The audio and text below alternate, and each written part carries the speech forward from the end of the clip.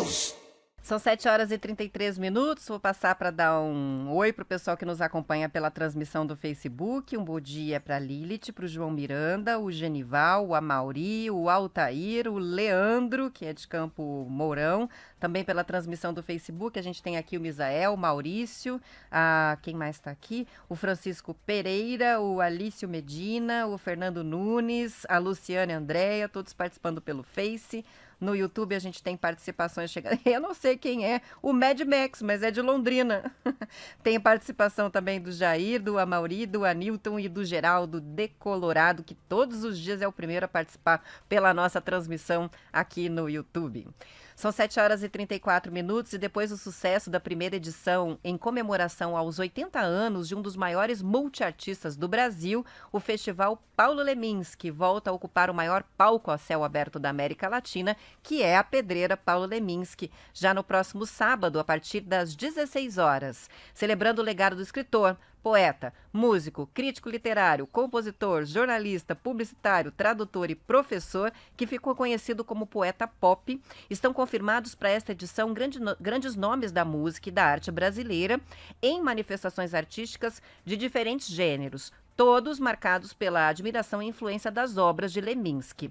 A programação musical vai ter a Raíssa Fayet, o projeto Lemins Canções, que reúne e celebra as composições do Leminski, esse, projeto idealizado pela filha mais nova do poeta, que é a Estrela Leminski, ao lado do esposo, músico e produtor Theo Ruiz, que vai ter nessa edição a participação da Janine Matias e do Léo Fressato. Também o músico Jardim Macalé, com o show Coração Bifurcado, e o cantor e compositor Lenine, vencedor de 7 Grammys Latino.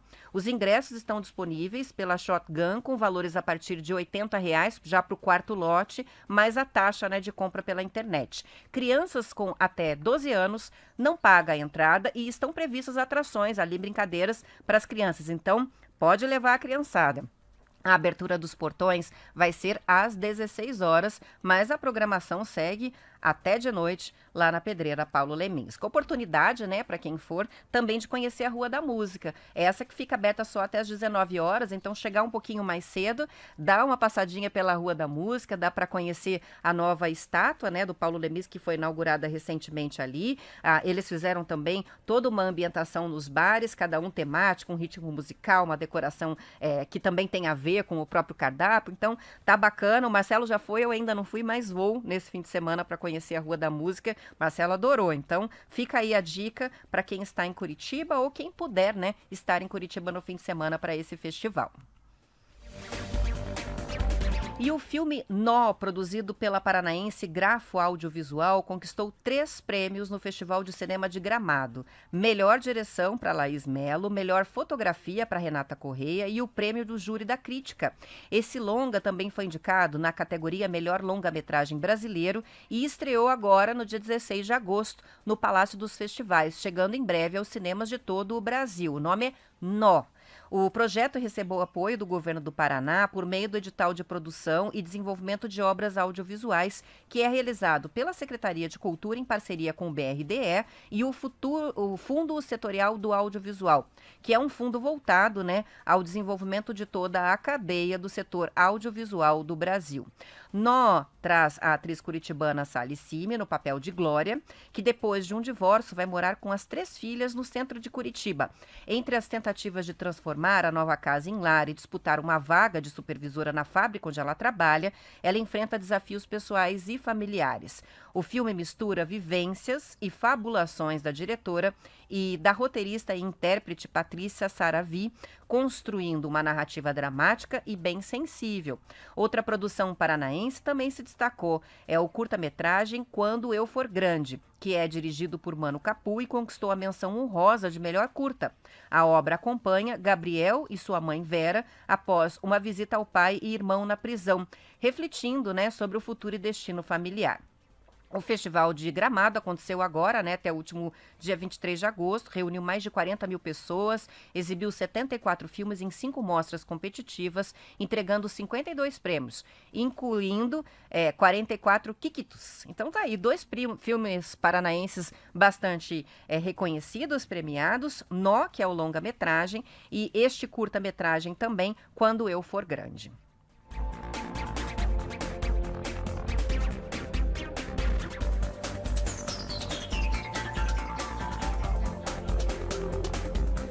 São 7h38. A Universidade Federal do Paraná, em parceria com a Associação Paranaense de Empresas de Base Florestal, realiza nesta sexta-feira, amanhã, o evento Benefícios das Florestas, no campus Jardim Botânico da UFPR.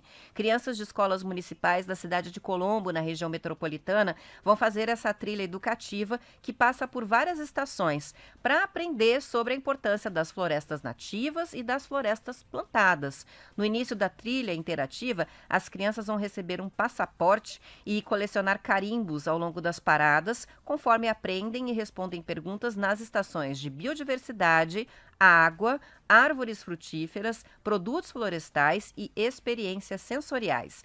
Os estudantes terão contato com vários temas, desde a extração de látex, que é utilizado na fabricação de sapatos, até espécies de árvores frutíferas e produtos oriundos da floresta plantada.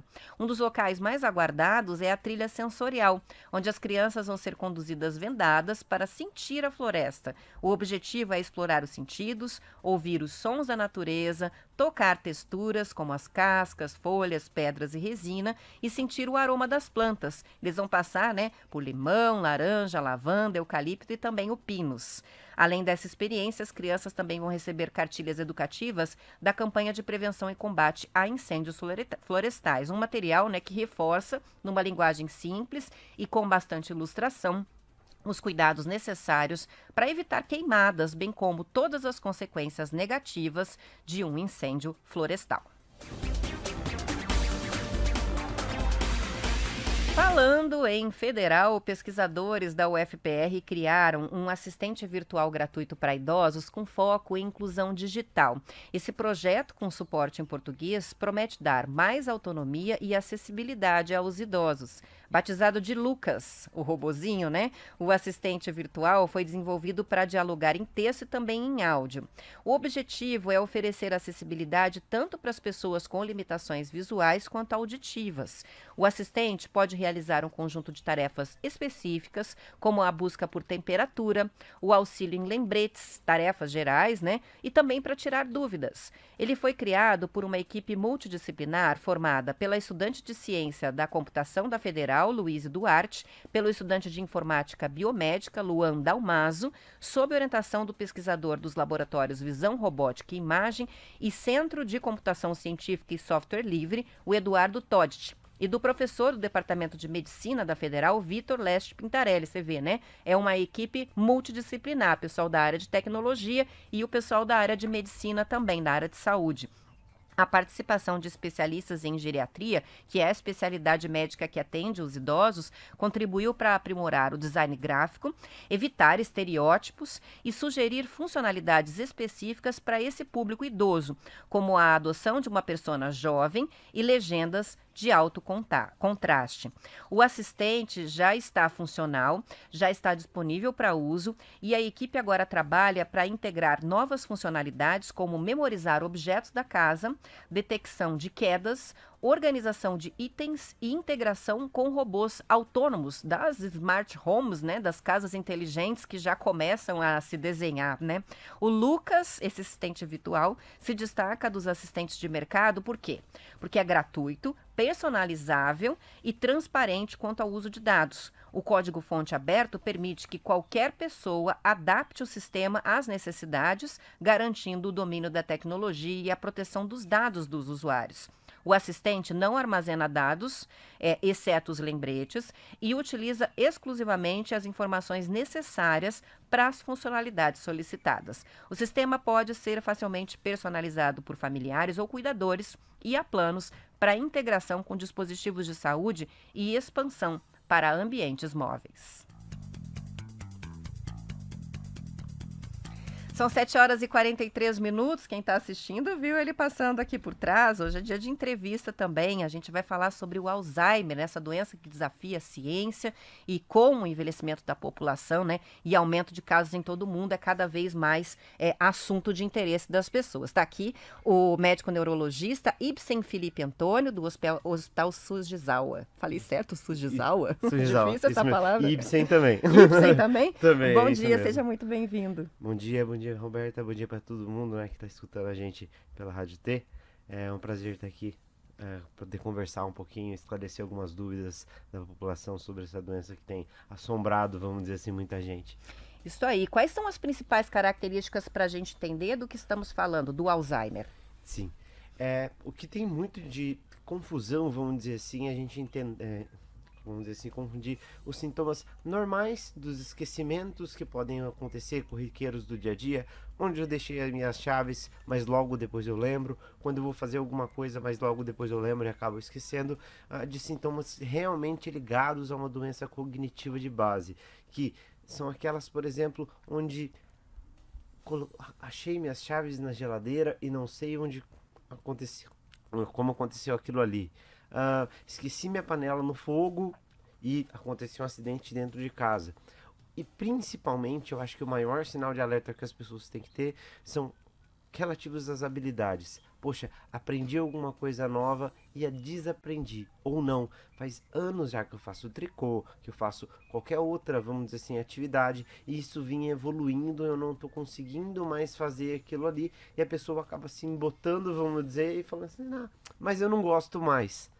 Mas Vai isso abandonando. vai abandonando. E esses sintomas, vamos dizer assim, eles são ligados mais realmente às doenças neurodegenerativas, cognitivas e dentre elas o Alzheimer, sabe? Então, Então, esquecimentos que são mais assim, que causam mais estranheza, não justamente. aqueles, né, que a gente tem com qualquer idade mesmo, né? Que Sim. é, não sei onde deixei alguma coisa, ou Não, e é até isso que no. você colocou, né, de aparecer chave dentro da geladeira, né? Isso. Eu tive avó com Alzheimer e me lembro de uma das primeiras coisas que aconteceu, né, de deixar a tampa fechada do fogão de vidro com o fogão Sim. ligado, aquilo estourou, então coisas um pouco Trocar o mais sal pelo estranhas. açúcar. Ah, olha só. Uma coisa legal, assim, de observação dentro da rotina.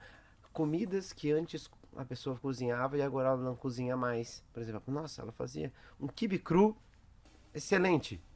Não, agora ela não faz mais. Ou se enganando um pouco na receita. Coisas desse tipo, assim, são sinais de alerta, vamos dizer assim, para a gente buscar um neurologista para fazer uma avaliação, né, cognitiva mais específica para ver se algo está acontecendo. Um comportamento esquisito, às vezes sem se situar muito bem, né? Justamente. E quais são os fatores, porque a gente tem lido tantas matérias falando sobre sedentarismo, questão da alimentação, questão do sono, mas quais são efetivamente os já comprovados que aumentam o risco do Alzheimer? Olha, hoje, assim, inevitavelmente, quando a gente fala de genética, a gente tem que cair nesse ponto.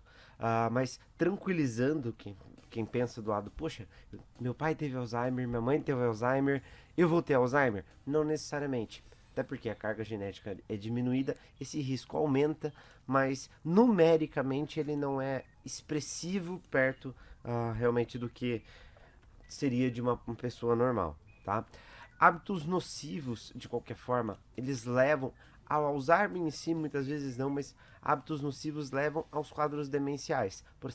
Por exemplo, um mau controle da pressão alta, um mau controle do diabetes, isso pode causar doenças de pequenos vasos que a gente fala, que são aqueles vasos mais fininhos no cérebro, que ele durante a vida vai inflamando, desinflamando, inflamando e desinflamando, e é igual uma cicatriz na pele. Cortou a primeira vez é branquinho, cortou a segunda vez já fica mais ou menos, cortou a terceira vez já fica uma cicatriz hipertrófica, e isso vai acontecendo dentro dos vasos sanguíneos. E aquele vaso, uma hora ele fecha. E aquele neurônio que precisava daquele sangue acaba, vamos dizer assim, morrendo. E isso, num começo, tanto fez, tanto faz, você tem bilhões de Não neurônios sente ali, diferença. não sente diferença, tem bilhões de neurônios à sua disposição, mas a partir do envelhecimento, onde o nosso cérebro já começa a diminuir, já começa a perder capacidade cognitiva, o que é natural, a conta chega, vamos dizer assim. Então, assim, não existe um fator de risco claro para a doença, mas com certeza os maus hábitos, vamos dizer assim, os hábitos não saudáveis influenciam nisso também. Em resumo, tem uma questão genética importante, mas não Sim, quer dizer que se você ela tem não é caso na família, determinante, né? Não é assim, necessariamente você vai vou ter, desenvolver. não, não. Aumenta o risco. Vamos dizer assim, colocando em números, o risco normal da população para sua faixa etária, porque isso varia de faixa etária para faixa etária, é 10%. Se eu tenho familiares, ele vai para 14%. Poxa, é um 40% de aumento. Mas se você for jogar no risco geral, não é um risco tão absurdo assim e determinante que a gente vai apontar, não, eu vou ter Alzheimer. Estão mesmo aumentando os casos de Alzheimer ou é só uma condição que a gente tem essa percepção de que está aumentando por causa dos diagnósticos? Porque as pessoas estão envelhecendo e estão buscando auxílio. Eu acho que aí nós temos 3 pontos. Assim, não, as pessoas estão buscando mais cedo o neurologista. Hoje eu acho que o acesso à saúde, o acesso ao médico especialista, ele é melhor, então a gente faz mais diagnósticos. E outra coisa, a população tem envelhecido mais. A gente sabe que o Alzheimer é uma coisa que é ligada à idade. O aumento, vamos dizer assim, do risco de você desenvolver Alzheimer aumenta com o passar da idade. E a partir do momento que você envelhece mais coisas acontecem. Aquela mesma discussão que a gente tem com câncer, por exemplo. Tem muitos cânceres em pessoas jovens, mas ele é muito mais comum nas faixas etárias maiores. E, justamente, envelhecendo a população, a gente tem um risco maior também. O Alzheimer é lógico que é mais comum, mais frequente entre idosos, mas existem pessoas que não são idosas e que desenvolvem, né? O que é esse Alzheimer precoce? Então, existe a forma precoce do Alzheimer, é quando ela acontece, vamos dizer assim, antes dos 50 anos ou antes dos 60 anos, dentro de uma faixa, dependendo da literatura que você for ler. Dentro desses pacientes, o que a gente enxerga é que tem um componente genético mais forte. Hoje a gente entende o Alzheimer como se fosse, a gente fala da proteína tal, né? O que é essa proteína tal? A gente não sabe muito bem se ela é a causa ou se ela é a consequência da coisa, vamos dizer assim, se ela, a produção de algo produz proteína tal. Só sabe que tem relação. Se tem relação. Mas, por algum motivo, essas pessoas têm uma predisposição a produzir mais, vamos dizer assim, esse tipo de proteína e acaba avançando mais cedo com a doença. A gente tem até um filme, né? Se não me engano, é Para Sempre Alice, que trata, né, sobre o Alzheimer precoce. É um filme muito bom e que tem uma interpretação da Julianne Moore maravilhosa, assim. Eu que tive, né, a convivência com a avó, com Alzheimer, e vi os trejeitos, né, e a evolução da doença. É impressionante como ela captou isso, né? E conseguiu transmitir, né? Com certeza. São 7h51, a gente vai fazer uma pausa rapidinho para o intervalo, mas já voltamos para conversar sobre Alzheimer.